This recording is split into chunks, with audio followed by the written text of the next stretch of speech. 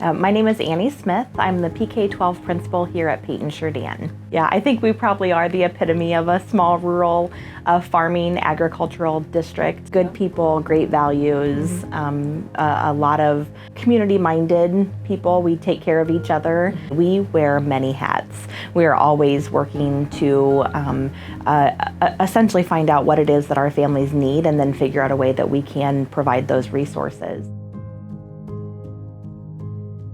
My name is Tim Christensen, Superintendent of the Greene County Schools. I would say that definitely there's an increase in mental health needs of students, behavior issues with students. If a student's physiological needs are not being met, we're not going to be able to meet their learning needs. So we've got to work on that first.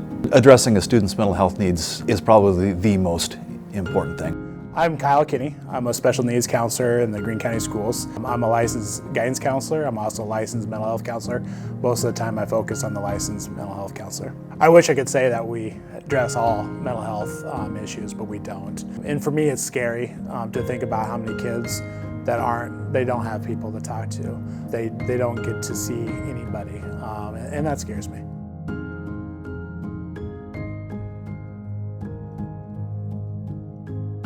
What set him off, don't know what, all of that intensity, building all that time, he lost it in the classroom. Something triggered him, don't know what it was, but he began throwing over desks and removing books from shelves and throwing things, grabbing the teacher's belongings and ruining some of those things.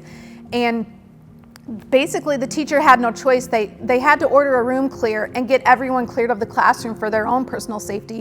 And I can't imagine how difficult it would be for a child to be left alone in that environment.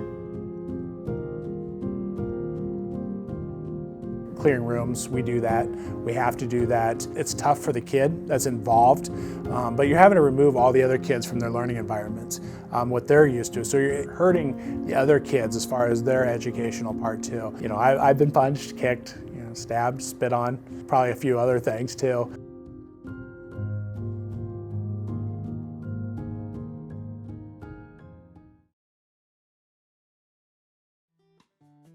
When we were able to bring Classroom Clinic to Peyton-Sheridan, it has been a game changer and a lifesaver. In just a few short months of being able to utilize these services, we've cut through all those lines and all that tape and things that we've struggled with for years, and literally maybe 2 or 3 years we've been working, trying to go through the proper steps and the proper channels and the communication. In 1 or 2 visits, we're able to cut through all of that and make change, an important, necessary change.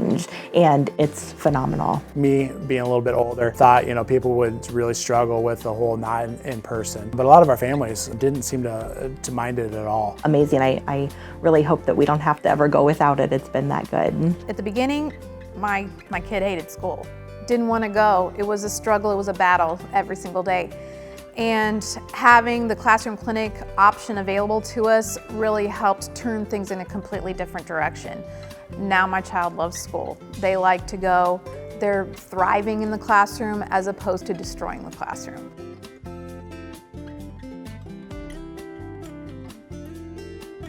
The school was imperative in setting up a telehealth appointment, which I really didn't know what that was all about. But they got some input from the teacher that gave that to the provider that we ended up meeting with. I came physically myself to the school. My child came out of the classroom and we just went in a room private, so no one was bothering us. We didn't feel intimidated or anything. And it was really like FaceTime or Zoom. It was really easy. We could really get our case made for what we needed to do to take the next steps to help my child be successful at school.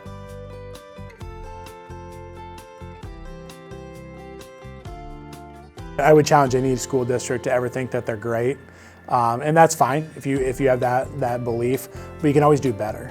I would hope that there's no professionals out there that say our school doesn't have any drugs, our school doesn't have any alcohol, they don't have any mental health issues. I hope that that's not the case. We can all do better, and this is just one more of the things that can help. I think it's our responsibility as school districts, as citizens, as patrons, to provide as many opportunities as possible for our students. Mental health is an issue in America, whether we want to admit it or not. The more we can do to address that for students so we can provide the best educational opportunities, I think that that's our duty and our responsibility.